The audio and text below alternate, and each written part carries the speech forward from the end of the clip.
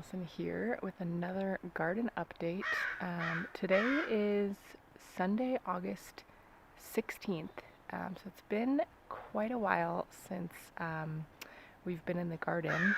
It's been probably close to a month. So clearly a lot has happened. Just off the top of my head, the tomatoes are definitely coming in full force, and I've harvested the garlic, and we're starting to think about fall. It's supposed to be 95 tomorrow, which is pretty hot for our area, although I know that it's going to be even hotter in most of the west. So 95 is probably pretty cool compared to some folks around the country. And then hard to believe that our first frost is usually happens in September. So, we have a couple more weeks of growing, and then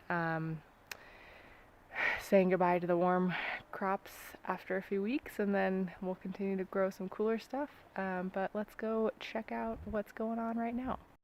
So starting off with these containers, you can see that the cilantro has long bolted. I think that's probably how that was like last time. These containers are definitely past their prime. The catnip is flowering. These are zinnias, I think, that may still flower. We'll see. And then got some parsley back there.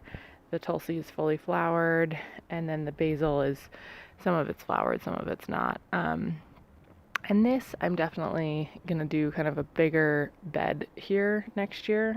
So yeah, just kind of trying to keep this watered and keep harvesting what I can, but it's definitely not my priority this year. And then over here is some perennials. The echinacea is totally exploding, and the pollinators are loving that. Our current harvest is finally coming to an end, and then we've got some more pots here. This Scotch bonnet actually does have a few peppers on it, which is cool. And then these are the pepper plants that I got from a friend that have a couple peppers on them. I'm not expecting much. The mint finally took off, and then this Brad's Atomic Grape tomato is pretty sad looking, but has some pretty big fruits on it that I will probably harvest today. Alright, coming into the big garden, we have some sunflowers that are pretty tall over here. Most of my sunflowers are kind of starting to die back, but they got huge this year, and we'll see more in the back. But these strawberries are going for a second round, so I think I mentioned I'm gonna kind of dig up these plants that put off runners and spread them out, and then kind of control the runners a little bit more next year so that we'll have more strawberries. And then the rhubarb is happy. This little bean experiment is doing things. No beans so far, but we do have some flowers, so we'll get 5 or 6 beans from that. Next year I'm definitely not going to be able to plant anything between these currant bushes, because you can see they're like filling up this whole space. So this year I did some tomatoes and some sunflowers, but I'm really gonna let this space go for the perennials next year. But for now, we have these Napa Chardonnays that are huge.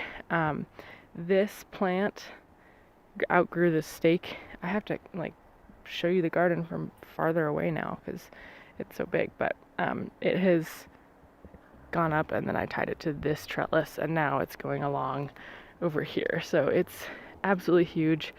I topped all of my tomatoes yesterday because we are close to the frost, so you can see that I cut off all the tops of the tomatoes because we only have a few more weeks of frost-free growing, and I have still some huge clusters of tomatoes that need to set fruit and ripen, so that is the way to do that in the cold climate. But I've been harvesting lots and lots of cherry tomatoes and a few of the bigger slicers, but you can see they're just so many tomatoes on these plants.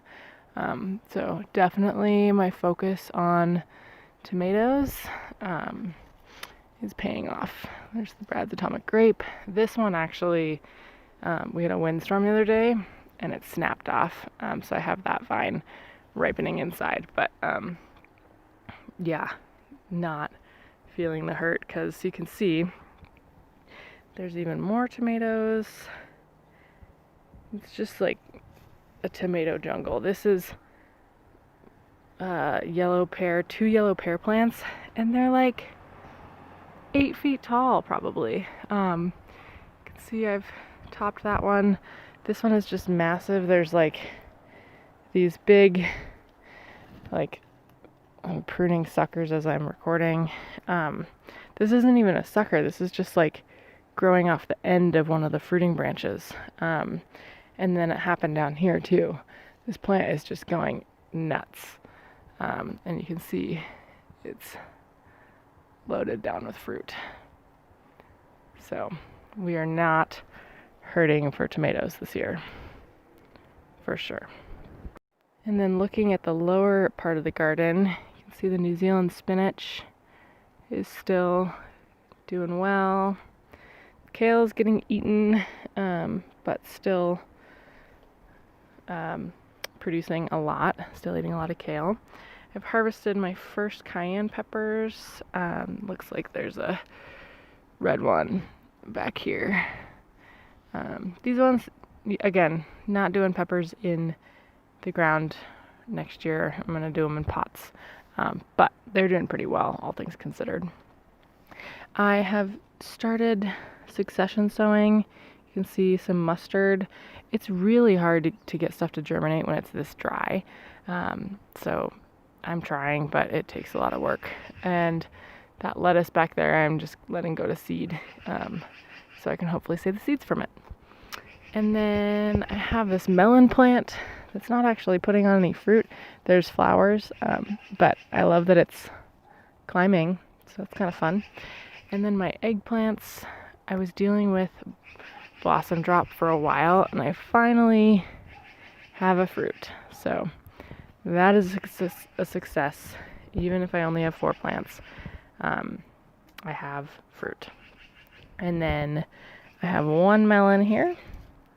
Hopefully we'll get more. But again, a lot of the blossoms are just dropping. This plant in particular is pretty stressed out. The one over on plastic that we'll see later is a lot happier. So my shishitos have been sorry, there's an intruder. My shishitos have been producing really well since probably early July, so happy about that. This zinnia is so close to blossoming. Again, harvested all these carrots and trying to do some succession planting with this Chinese amaranth. I've gotten a couple to germinate, but really hard to... Oh, looks like there's a couple more back here. So it's just really hard to maintain the moisture in the summer. And then my leeks are doing well. I let this leek flower. I think I showed that before. That's kind of fun. I'm just going to save those seeds. And then yesterday I took out these giant sunflowers. I had a sunflower that was like all the way up to there. You can see there's still another one here. But I really wanted to give these tomatoes some more light to ripen their fruit. And then I planted some radishes in here. Harvested all this garlic. I've started some bok choy that's going to hopefully go here. And then I have another eggplant here that hopefully will be happy with some more sun.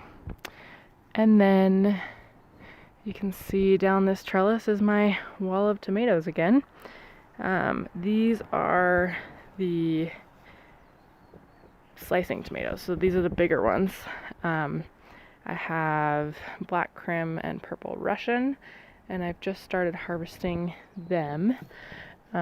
Got a couple big ones, but most of them are, I would say, about that size.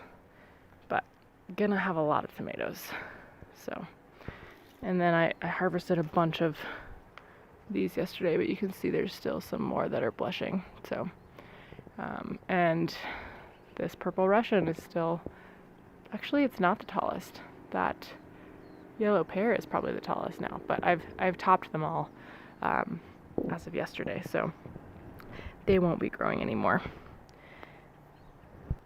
Now that the tomatoes are so big, I feel like I'm doing like upper layer and then lower layer. So coming back down here, we have the ground cherries. Now this one was underneath the shade of the sunflower, so it hasn't done as well, but check these ones out.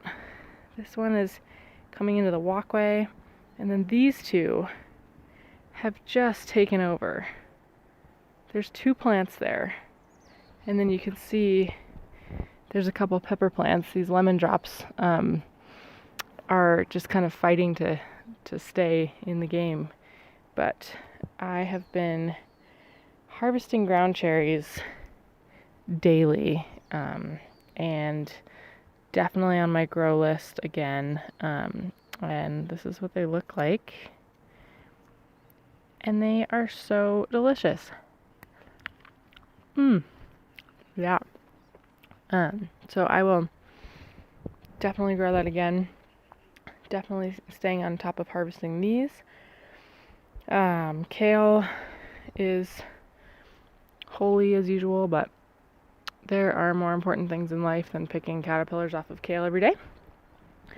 And then over here, I've sowed some beets, so hopefully those will come up and continue to grow past the frost. I am planning on covering this with frost cloth, this whole thing with frost cloth for as long as I can, and then I will tear out the warm weather stuff so that I can put plastic back on for the stuff that will survive harder frosts.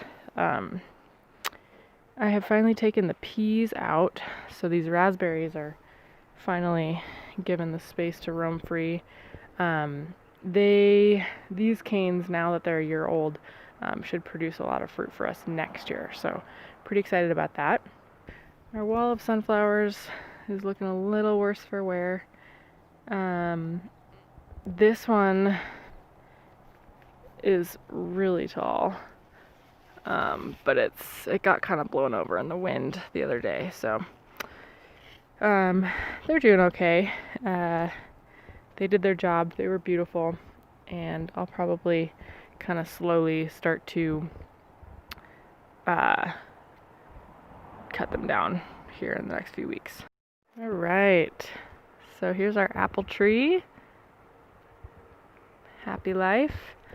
The asparagus is still trucking, so that's great. I'm gonna sheet mulch this whole area and take these logs out. I've got big plans for this area for the fall. But for now, we have a squash jungle. This zucchini plant is my only zucchini plant that germinated, and I've gotten a few zucchini off of it, but we are eating mostly other types of squash. Here's my chrysanthemum melon that I'm very excited about. I really hope that I get more fruit.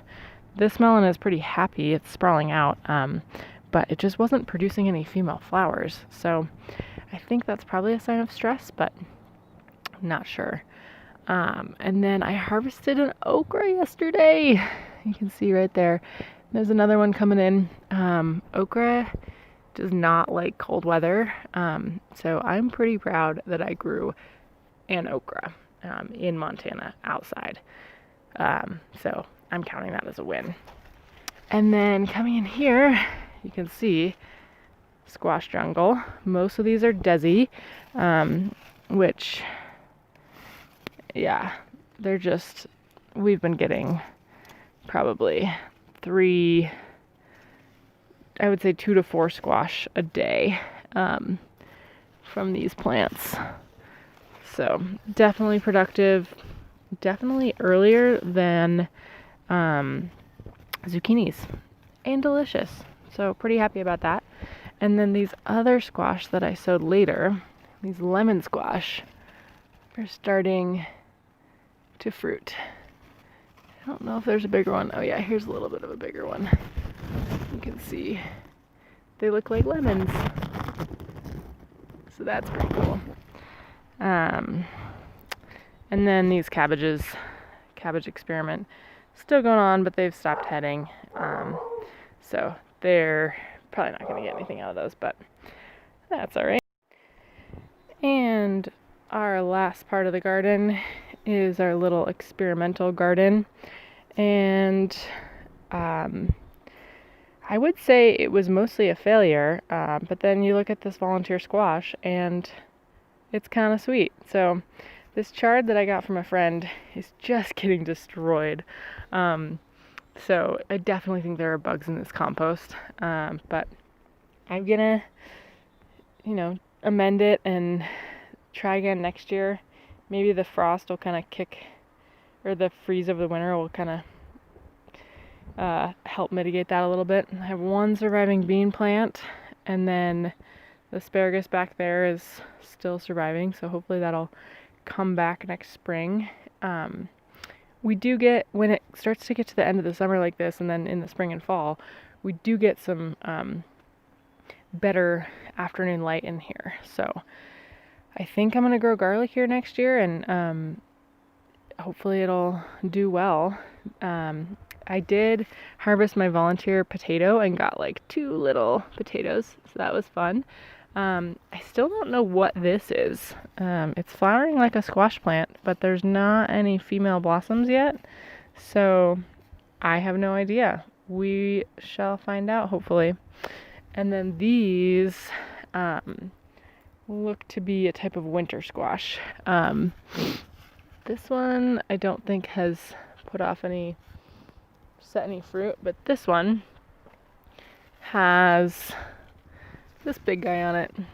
So yeah, kind of fun and random. And then the kohlrabi, one of them's doing well. A couple other ones are chugging along. And then I sowed some peas along there, so we'll see if those come up. So that is my garden. Thanks for checking it out with me, and I will see you next time.